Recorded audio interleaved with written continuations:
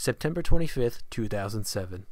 A day that saw the release of one of the greatest games of all time, and for better or worse turned me into an Xbox addict and unbathed hermit during my middle school years. My name is Jonesy, and today I'm going to be telling you why you should play, or in many cases dust off and replay, Halo 3. Prepare for nostalgia. When you first load up the main menu, you'll find yourself with 5 main options to play: Campaign, Matchmaking, Custom Games, Forge, and Theater Mode. Pretty self-explanatory, but let's take an in-depth look at each mode individually and see just what makes them so goddamn fun to play.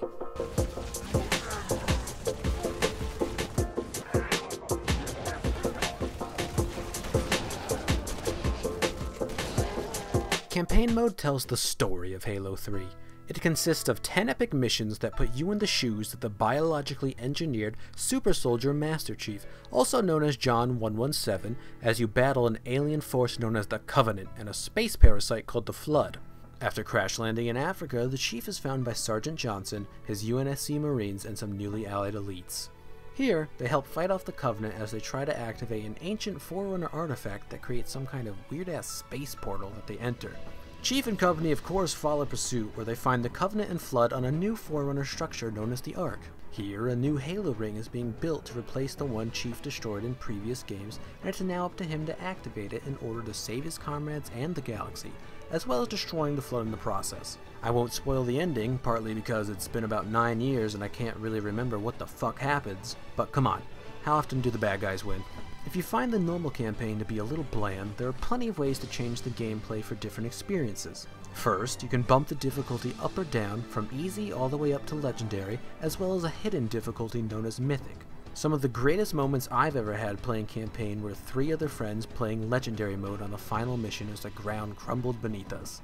Also, I just needed help beating the game on Legendary so I could get the achievements. If you don't have any friends, you can change up the experience by collecting skulls hidden throughout the campaign. On top of receiving an achievement for obtaining them, they will also unlock a unique gameplay modifier. Grunt Birthday Party, for example, makes it so that when you headshot a grunt, their head explodes with confetti and the sound of children saying yay. Ah, music to my ears. If you really hate yourself, you can play on Legendary difficulty and turn all the skulls on, known as Lasso to the Halo community. This playstyle sparked an entire community dedicated to speedrunning the game trying to beat other players' times. If you're not a masochist like me, then perhaps matchmaking is more your style.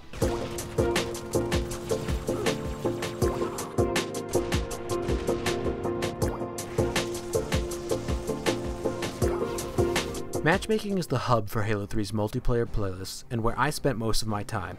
Generally speaking, there are 2 main categories of playlist. Social playlists, which will net you 1 XP per win and are intended for more casual play, and then ranked playlists, which will give you 1 XP and with enough wins, a raise in your skill level which is necessary to keep ranking up, with 50 skill being the highest. Game modes vary all the way from the free-for-all of Lone Wolves to headshot-only mode Team SWAT and even a Team Snipers playlist. Social playlists such as Action Sack offer a more casual minigame type experience, and Big Team Battle is for those who enjoy big open maps, many players, and vehicle combat. If you get a sick nasty overkill and want to save the clip for your montage, or even just show your friends, you can head on over to the Theater mode where you can watch and save recent gameplays, create film clips, and even take in-game screenshots. Here, you can view your character from first and third person perspectives, and even enter a free-flying camera mode to go wherever you'd like on the map. The films and screenshots you create, as well as custom game types and maps, can all be shared via your File Share, which can be accessed by anyone in your lobby. Back in the day before each game, I would rush through each player's file share looking for funny screenshots that I could steal and put in my own file share, such as this beauty that I sent to players who got pooped on. You know damn well who you are. To convince yourself that you're unique, Halo 3 offers a plethora of different armor variations and emblems so that you can stand out from the crowd.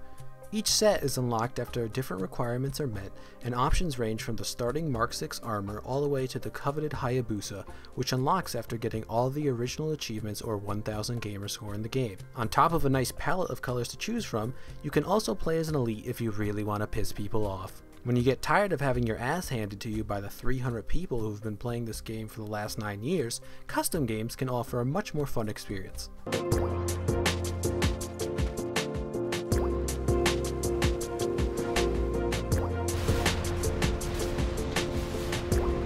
Custom Games is exactly what it sounds like. Here you and 15 other friends can choose one of the 24 maps in any game mode you'd like to play, and then customize the shit out of the options to create new game types that you can save and play whenever you'd like.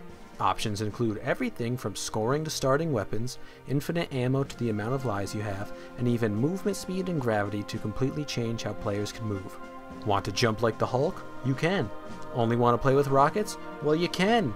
Want to bring back the player population so that you can relive your childhood golden years over and over? Well, you can't do that. But you can have swords. And hammers. Once you have a proper game type made, you could even make a corresponding map to accompany it in Forge mode.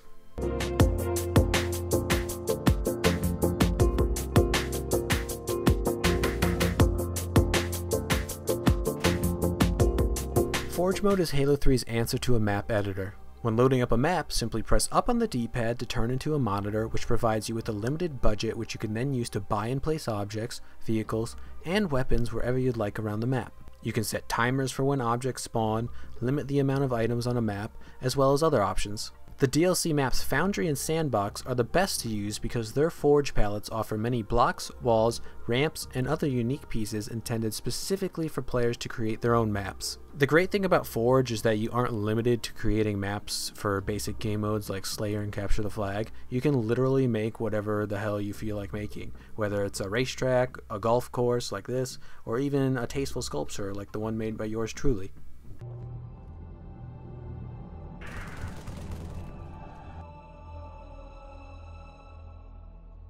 It's been about 9 years since Halo 3 first launched, and there's still a few hundred active players in matchmaking, with even more continuing to play this game on the Master Chief Collection. Halo 3 first introduced me to online gaming, and it got me hooked, for better or worse, on gaming culture. The game was great for its time, but it's really the community that's what made this game so memorable to me.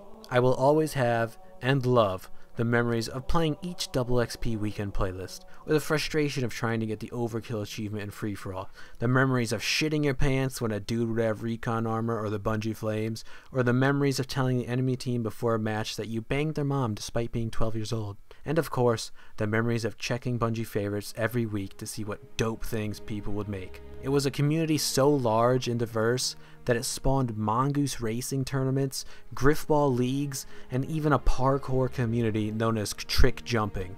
It's all these things that make Halo 3 my favorite game of all time. Although the golden days may have passed, I will always have reasons to tell gamers why you should play Halo 3. Thanks for watching, and stay classy.